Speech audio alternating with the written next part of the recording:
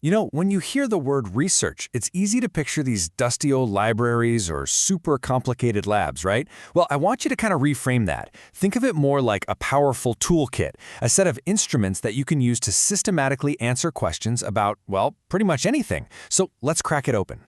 Believe it or not, you're already a researcher. We all are. We do this stuff every single day.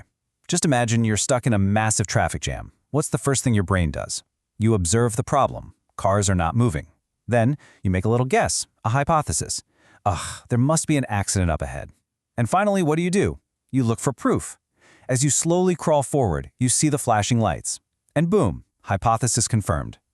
That simple little process, observe, hypothesize, verify, that's the heart of all research. So, what's the big difference between figuring out why traffic is stopped and, say, writing a PhD thesis? Well, while our everyday problem solving is intuitive and personal, formal academic research is a whole different ballgame. First, it's systematic. It follows a really clear, structured process. It's also transparent, meaning anyone can see exactly how you got your results. And this is the big one. It builds on existing knowledge, so we're not starting from scratch every single time. All right, so let's make that leap from just being curious about something to doing actual formal research. How do you take a question that you're passionate about and turn it into something rigorous and academic? Well, it all starts with a really clear definition. Here's a great definition from a research expert named John Cresswell. Now, the key words to grab onto here are systematic process. Research isn't random, it's a series of deliberate steps. And what are you doing in those steps? You're collecting and analyzing information. We're talking real data, all with the goal of genuinely increasing what we all understand about a topic. It's about moving past just opinions and getting to evidence-based knowledge. Okay, so you've got your topic. You're excited. Where on earth do you even begin? Well, you definitely don't want to reinvent the wheel, right? You start with the blueprint. You've got to understand the landscape of what's already been discovered in your field. This analogy just nails it. A literature review isn't just a boring summary of a bunch of articles. It's like a map of a neighborhood. It shows you all the houses that have already been built, and in doing so, it helps you find that one empty lot, that one unanswered question. And that spot, that's your research gap. That's where you can build something totally new. So, once you've found your research gap, you need to figure out the core building blocks of your study. In the world of research, we call these variables. Now, I know that sounds a little academic and stuffy, but the idea is actually super simple. A variable is just anything you can measure or categorize that can change. Things like age, your score on a test, the type of teaching method used in a class, or even someone's level of anxiety. Those are all variables because they can have different values for different people or in different situations. This slide breaks down the two most important types of variables you'll encounter. I want you to think of the independent variable as the cause. It's the lever that you, the researcher, are pulling.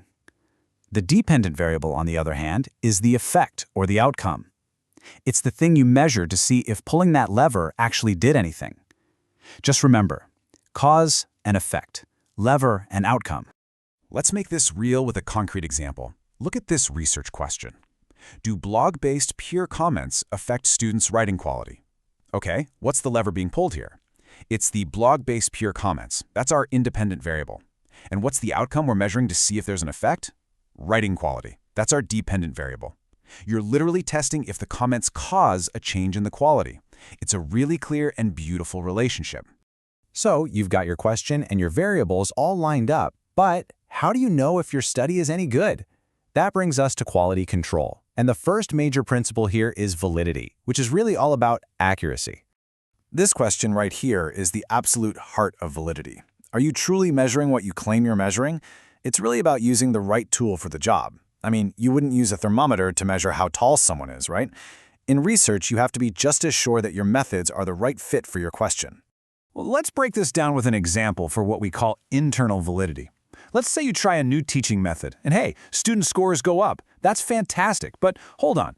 Can you be 100% sure it was your method that caused that improvement? What if some of the students started getting private tutoring? Or what if the final test was just easier than last year's? Internal validity is all about your confidence that your lever, your independent variable, was the true cause of the change and not some other sneaky factor. Next up, we have external validity. Now, this one is all about generalizability. Your study might be perfectly designed on the inside, but do the results actually apply to anyone else, out in the real world? For example, if you survey a representative sample of 400 students, you might be able to generalize your findings to the entire student population. It means your results have a much broader meaning. Okay, so the second major pillar of good research is reliability. If validity is all about accuracy, then reliability is all about consistency.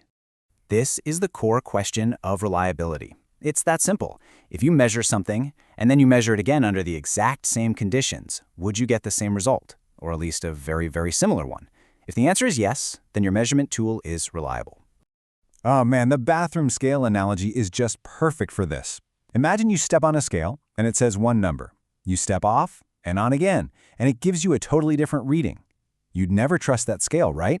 It's unreliable. The exact same thing goes for your research tools. A test or a survey that doesn't give you consistent results is basically giving you worthless data. So, there you have it. Over the last few minutes, we have assembled the essential items for your very first research toolkit.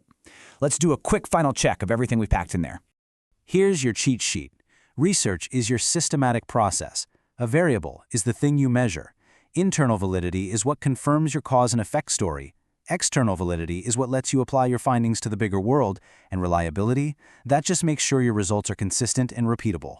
All of these ideas, they work together for one single purpose, to make sure the answers you find are actually trustworthy.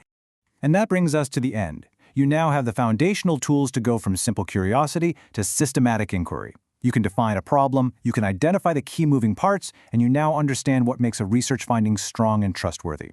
So the only question left is, what do you want to find out?